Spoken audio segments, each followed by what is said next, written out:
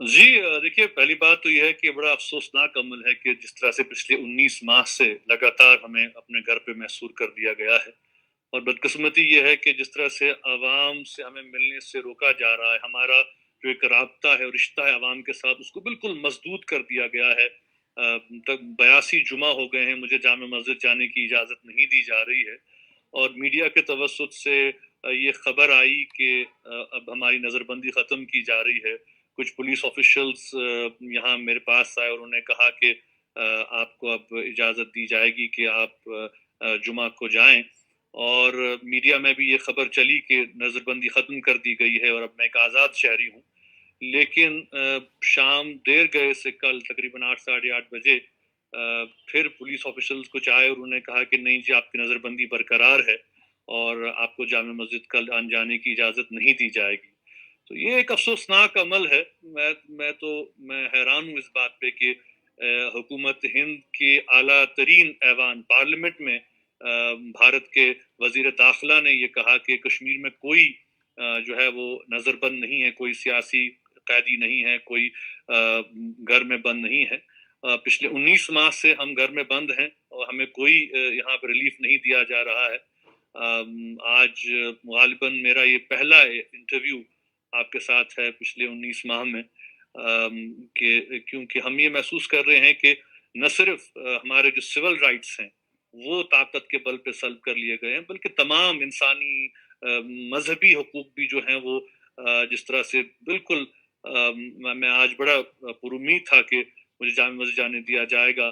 چلے، ایک تو یہ ہے کہ جامع مسجد کے ساتھ کشمیر کی سب سے بڑی عبادت گاہ ہے، لوگوں کی عقیدت ہے ماننا، اور خاص کر ان ایام میں جب کہ لوگ مشکلات میں ہیں، مسائل میں ہیں، ایک طرف سے سیاسی پرابلمز ہیں، دوسری طرف سے کووڈ کا یہ ہے، تو ہم یہی کہتے کہ بھائی آج اللہ کے حضور بھی ہم دست بدعا ہوں گے، اجتماعی دعا ہوگی، توبہ استغفار ہوگا، اور مجھے بھی بڑا دکھ ہے اس بات کا کہ جس طرح سے پھر انہوں نے یہ پھر ایک بار پھر بالکل قدغنیں لگا دی ہیں، اور پھر میرے گھر کو آج پھر ایک پولیس چھاونی میں جو ہے وہ ایک قسم کی تبدیل کر دیا گیا ہے۔ مطالبہ کیا ہے حکام کا؟ حکام سے آپ نے کبھی یہ استفسار کیا کہ آخر وجہ کیا ہے؟ دیکھیں، ظاہر سی بات ہے کہ مسجد میں ہم اپنی بات نہیں کریں گے تو کہاں کریں گے؟ یہ سب سے بڑی ایک سٹیج ہے، اور آج سے نہیں، جامع مسجد تو ہمیشہ سے لوگوں کے جذبات، احساسات اور امنگوں کی ترجمان رہی ہے۔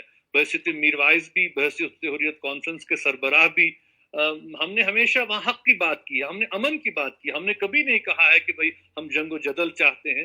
آپ نے دیکھا کہ جب ہندوستان پاکستان کے مابین تعلقات میں بہتری ہے، ہم نے ویلکم کیا، ہم نے کہا کہ ہم بات چیت چاہتے ہیں، ڈائیلاگ چاہتے ہیں، ہم نے بات کی بھی، نہ ہندوستان سے بھی کی، پاکستان سے بھی کی، لیکن اصل مسئلے کی طرف کوئی آ نہیں رہا ہے۔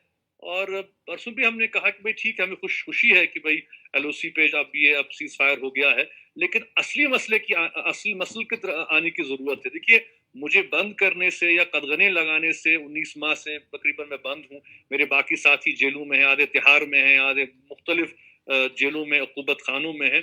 یہ لوگوں کے جذبات کو دبایا تو نہیں جا سکتا، لوگوں کے جو احساسات ہیں ان کو طاقت کے بل پہ یا گھروں میں بند کر کے ہمارا موقف جو ہے، جو کہ ایک اصولی موقف ہے، اور جس کی پوری دنیا آج یہ تائید کر رہی ہے کہ ہر کوئی کہہ رہا ہے، آپ چین سے لے کے امریکہ کی بات کریں، برطانیہ کی بات کریں، کہ ہر کوئی یہ کہہ رہا ہے کہ بھائی بات چیت ہونی چاہیے، مسئلہ حل ہونا چاہیے، تو ہمیں یہ بات کہنے سے کیوں روکا جا رہا ہے؟ ہم تو مین سٹیک ہولڈر ہیں، اگر ہماری بات نہیں سنی جائے گی تو یہ کس قسم کے سچویشن ہے؟ اور یہ عملاً افسوس سے ہمیں کہنا پڑتا ہے کہ یہ تو ہماری ریاست کو تو ایک پولیس اسٹیٹ میں تبدیل کر دیا گیا ہے۔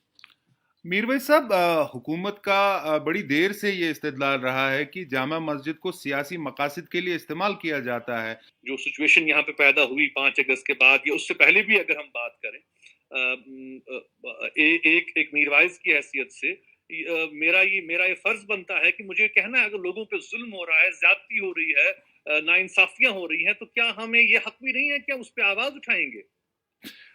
میر بھائی صاحب، آخری سوال میرا یہ ہے، مجھے یہ بتائیں، ظاہر ہے ماحول بدلتا سا دکھائی دے رہا ہے جب سے کیپٹول ہل میں رجیم چینج ہوا ہے اور کنٹرول لائن پہ بھی امن کا ماحول ہے۔ کیا حکومت ہند کا رویہ علیحدگی پسندوں کی طرف نرم پڑ گیا ہے؟ کیا کسی نہ کسی لیول پہ آپ کے ساتھ رابطہ بنانے کی کوشش کی جا رہی ہے؟ ظاہر ہے وہ رابطے منقطع تو نہیں ہوئے ہوں گے، آپ نے 2 وزرائے اعظم اور 2 وزرائے داخلہ کے ساتھ ملاقاتیں کی ہیں حریت کانفرنس سربراہ کے طور پہ، تو کیا وہ چینلز اوپن ہونے کا کوئی امکان ہے جو ہندوستان اور پاکستان کے درمیان تعلقات بحال ہوتے جائیں گے؟ دیکھیے، حریت کانفرنس کے سربراہ کی حیثیت سے ہم نے ہمیشہ وکالت کی ہے کہ بھئی ہم کشمیر کے مسئلے کا پرامن حل چاہتے ہیں جو عوام کے جذبات اور احساسات کے مطابق ہو. ہم جنگ و جدل نہیں چاہتے، ہم یہ نہیں چاہتے کہ یہاں پہ قتل و غارت گری ہو، ہم یہ نہیں چاہتے کہ کوئی بھی مرے، چاہے وہ کشمیری نوجوان ہو، ہندوستانی فوجی ہو، پاکستانی فوجی ہو. ہم یہ چاہتے ہیں کہ اس مسئلے کا حل نکالا جائے، اس دیرینہ پرابلم کو سالو کیا جائے. اور اس حوالے سے ہمارا موقف بالکل آیا ہے. ہمارا موقف یہی ہے کہ ہم بات چیت اور ڈائیلاگ کے حامی رہے ہیں. لیکن ظاہر سی بات ہے کہ آج کے دور میں تو کوئی ہماری بات سن نہیں رہا ہے. آپ دیکھ سکتے ہیں کہ پچھلے 19 ماہ سے میں گھر میں بنظر بند ہوں، میری بات نہیں کہی جا رہی ہے. اور حد کی بات تو یہ ہے کہ چونکہ آپ خود ایک پریس کے ساتھ وابستہ ہیں، آپ کو پتا ہے کہ یہاں پہ تو اب حالات ایسے ہو گئے ہیں کہ جو یہاں پہ مقامی پریس ہے ان پہ بھی اتنا دباؤ بڑھ گیا ہے کہ وہ بھی آج ہماری بات چھاپنے سے اور لکھنے سے ڈرتے ہیں، کیونکہ ان کو ڈرایا جا رہا ہے، دھمکایا جا رہا ہے. تو اس صورتحال میں جب ایسی صورتحال ہو، سچویشن ہو، تو ہم آگے بڑھے کیسے بڑھیں؟ تو آگے کیسے بڑھنے کے کیا ہمارے پاس راستے ہیں؟ راستے سب محدود ہو چکے ہیں، مسدود ہو چکے ہیں. اور میں سمجھتا ہوں کہ حکومت ہندوستان کو یہ سمجھنا لینا چاہیے کہ جہاں تک موجودہ صورتحال کی بات ہے، دیکھیے تبدیلیاں کرنے سے، جو تبدیلیاں انہوں نے کی ہیں اس سے حقائق تبدیل نہیں ہوں گے. ریالٹیز جو گراؤنڈ ریالٹیز ہیں وہ چینج نہیں ہوگی. آج نہیں تو کل، دیر سویر انہیں اس مسئلے کو حل کرنا ہے.